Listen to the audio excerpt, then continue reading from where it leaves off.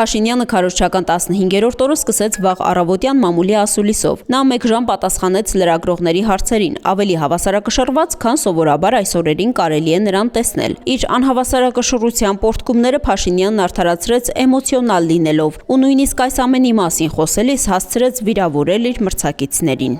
Ես չեմ զարմանում, որ ասենք Ռոբերտ Քոչարյանը նման մարդը էմոցիա չունի, նա որտեղ սառնասիրտ մարդասպան է, ինչի պետք է էմոցիա ունենա։ Սառնասիրտ մարդասպան, որի տեղը բանտում է։ Կարծում եմ բանտում իր էմոցիաները կամաց կսկսեն վերականգնել։ Կամ Ծառուկյան Գագիկը ինչի պետք է էմոցիա ունենա։ Քյարփինջը ոնց կարա էմոցիա ունենա։ Կամ կալուգացի օլիգարխ ինչի պետք է էմոցիա ունենա, արհեստական ինտելեկտ էմոցիա ունի։ Չեն ասել Չմոնիկոլ։ Օրը ասուլիսով սկսեց նաև ուժեղ Հայաստանի առաջնորդ Սամվել Կարապետյանը իր տանը հյուրընկալելով մի քանի լրատվամիջոցների խմբագիրների։ Կարապետյանն անդրադարձավ Փաշինյանի կալուգացի Սամո Դիմելաձևին, իր հերթին մի քանի անգամ վիրավորական արտահայտություններ արեց Փաշինյանի հասցեին։ Բոլորն էլ ժամանակին ասել են, որ ապրել եմ Կալուգայում, ասել են կալուգացի Սամո,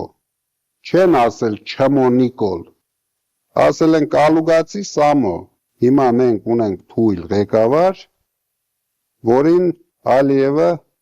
ամեն օր տշում է։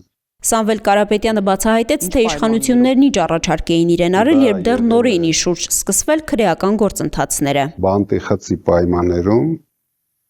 առաջարկություն արել են իմ Մոսկվայի ընկերների միջոցով, բայց նախքան այդ առաջարկությունը նույնիսկ մինչև ձերբակալելը, որ 1000 հոգով հարձակվել էին տան վրա, իրենք բարձր մակարդակով կոնկրետ ինձ արել են առաջարկություն, որ գնամ սուրճ խմեմ մի տեղ, հայտարարեմ, որ եկեղեցուն չենք պաշտպանելու, դրանից հետո թե էլեկտրական ցանցերը, թե ամեն ինչը հետ է վերադարձվում, չեմ ընդունել առաջարկությունը եւ գնացել ենք առաջ։ Առհասարակ քրեական հետապնդումները Սամվել Կարապետյանն ասաց չեն խանգարելու իրենց պայքարին։ Կանգնենք, ասենք վերջ, էլ չենք պայքարում։ Պայքարելու ենք մինչև վերջ։ Ինչ կանեն, կանեն։ Դա իրենց խնդիրն է։ Ինչի կբերի դա իրենց կյանքը ցույց կտա։ Քարոզարշավի 2 շաբաթը ասուլիսով ամփոփեց նաև Միասնության թևերի ցուցակը գլխավորող Արման Թաթոյանը։ Նա անդրադարձավ նաև Փաշինյանի ու Պապիկյանի աղմկահարույց ինչու չեք զոհվել արտահայտությանը։ Ասաց, որ իշխանությունները մահը պաշտամունք են դարձրել, իսկ նման արտահայտություններով փորձում են մեղավորությունը գցել զինվորների վրա։ Ստալինի ժամանակ, երբ պատերազմից ֆրոնտից հետ էին գալի, կամ տանում հարցակրնում էին ու պատժում էին մարդկանց։ Հիմա սա նույն ստալինիզմն է։ Այս մարդիկ, որ այսքան խոսում են եվրոպական արժեքներից, ստալինիզմի քարոզ են անում, սրանք ստալինիզմի դրսևորումներն են։ Ասուլիսների սրահներից դուրս այսօր քարոզարշավն անցավ առանց լուրջ էմոցիոնալ պոռթկումների, հատկապես Փաշինյանի կողմից, որին հատուկ է դա։ Այսօր նա նորքում ու ջրվեժում էր։ Եթե վերջին օրերին հնարավոր չէր հասկանալ ինչ են ասում նրան մոտեցող քաղաքացիներն, այսօր այդպես չէր։ 2 օրվա դադարից հետո նորից բարձրախոսն իրեն ամրացված էր շրջում։ Տեսախցիկների առջև սիրո խոստովանությունների, ճոխ սեղանների արանքում հնարավոր չեղավ խուսափել նաև թերևս Փաշինյանի համար ոչ այնքան հաճելի դրվագները հանրայնացնելուց։ Նա ստիպված էր 2 անգամ լսել Սամվել վարչապետ, ուժեղ Հայաստան վանկարկումներ, նույնիսկ փոքր տղայից, լսել, որ ինքը սուտասան է։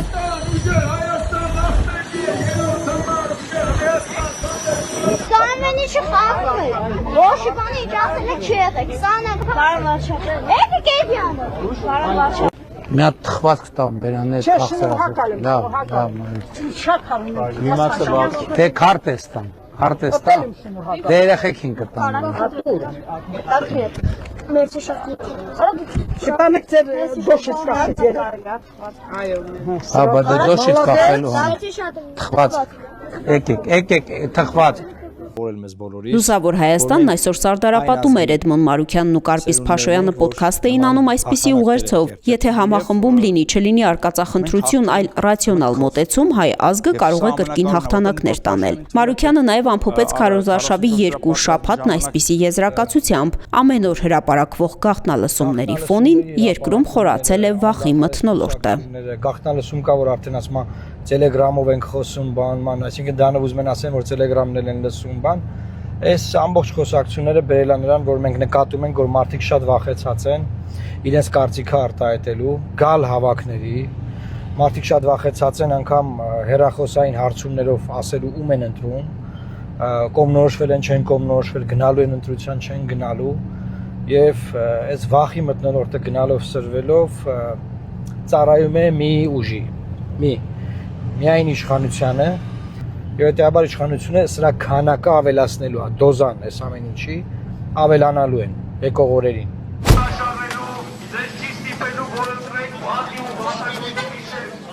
Բոլորին դեմ եմ կուսակցության անդամները շարունակեցին իրենց հումորային ու ծաղրական ակցիաները։ Այսօր էլ կրկին Սպայդերմենի հագուստահագած բոճկային գլորում Երևանի փողոցներով ի ցույց դնելով, որ ընտրություններին մասնակցող մյուս բոլոր քաղաքական ուժերը, որոնց իրենք մերժում են, հենց դրանով էլ զբաղված են։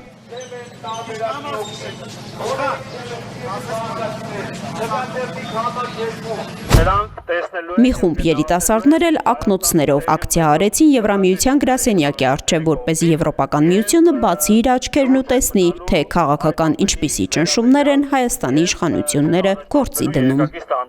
Այս նվերը բերել ենք այս շենքում գտնվող մարդկանց նվիրելու եւ հուսով ենք, որ ապագայում նրանք խոսեն գոնե վերջին իրադարձությունների վերաբերյալ, որոնք տեղի են ունեցել Հայաստանում իշխանությունների կողմից։